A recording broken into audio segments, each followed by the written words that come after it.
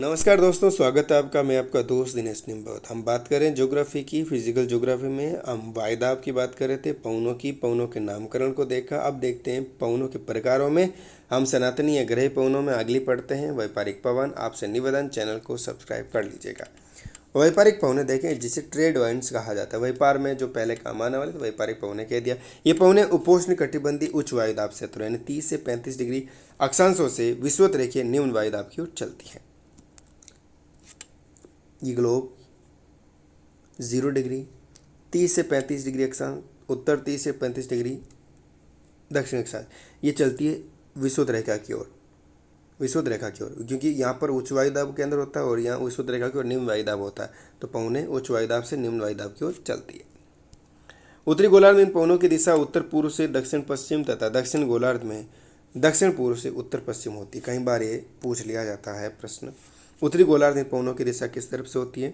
उत्तरी गोलार्ध में पवनें जो चलेगी, उत्तरी गोलार्ध में आपके जो पवनें चलने वाली, इनकी दिशा जो रहेगी आपके क्या रहेगी, क्या दिशा रहेगी इनकी दिशा, इन पवनों की देखिए क्या रहेगी, उत्तर पूर्व से, ठीक है, उत्तर पूर्व से क्या रहेगी, दक्षिण पश्चिम की तरफ, यानी कि इस तरीके से इनकी दिशा रहती है। ठीक है ना, ठीक है।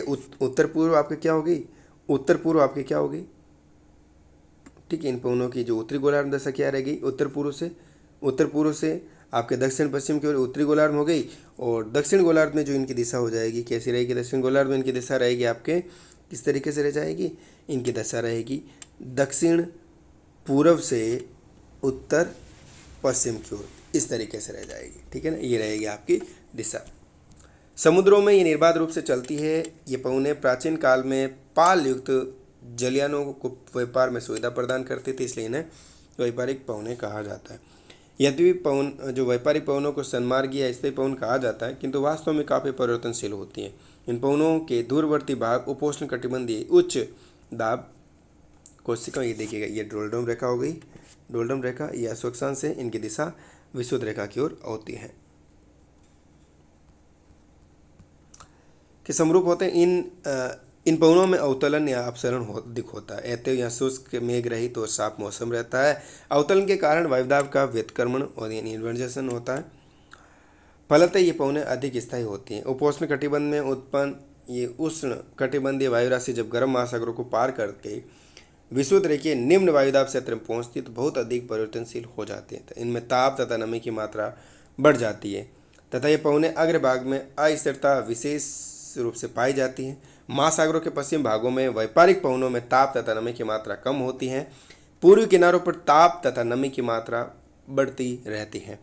विषुवत रेखा के निकट आने पर संवैनिक धाराएं इसी नमी को ऊपरी पर्वत में ले जाते कर घनीभूत कर देती हैं। व्यापारिक पवनें जब उपोष्ण कटिबंध उच्च दाब अवतलन क्षेत्र से विषुवत रेखीय निम्न वायुदाब अपसरण में आती है, तब इनमें अत्यधिक परिवर्तन होता है। कर्क और मकर रेखा के निकट व्यापारिक पवनें स्थायी रूप से धरातल के निकट चलती हैं, किंतु विषुवत रेखा के निकट ये अव्यवस्थित तथा आर्द्र हो जाती हैं तथा आंधी, तूफान तथा मेघाच्छादन मौसम पैदा करते हैं। ठीक है ना, जैसे ये पवनें जो विषुवत रेखा की ओर विषुवत रेखा की तरफ आते हैं तो ये यहाँ पर उस समय मेघ वगैरह, तूफान वगैरह, आंधी वगैरह यहाँ आते रहते हैं, यहाँ बारिश भी हो जाती है। व्यापारिक पवनें पृथ्वी के लगभग आधे भाग में चलती हैं। महाद्वीपों के ऊपर ये पवनें अस्थायी होती हैं तथा इनकी गति, दिशा एवं वृष्टि क्षमता में बहुत परिवर्तन होते हैं। सूर्यताप पेटियों के खिसकने के व्यापारिक पवनों में परिवर्तन स्पष्ट देखे जाते हैं। मौसम के साथ ही ये उत्तर तथा दक्षिण की ओर खिसकती हैं। कुछ विद्वानों के अनुसार दक्षिण पूर्व व्यापारिक पवनें जब विषुवत रेखा को पार करती है तो ये फेरल के नियमानुसार दाहिनी ओर मुड़ जाती है। जैसे कि फेरल के नियमानुसार उत्तरी गोलार्ध में किस ओर मुड़ती है, दाहिनी ओर, दक्षिण गोलार्ध में आपके बाईं ओर। ठीक है ना, तथा मानसूनों का रूप धारण कर लेती है, मानसून आता है।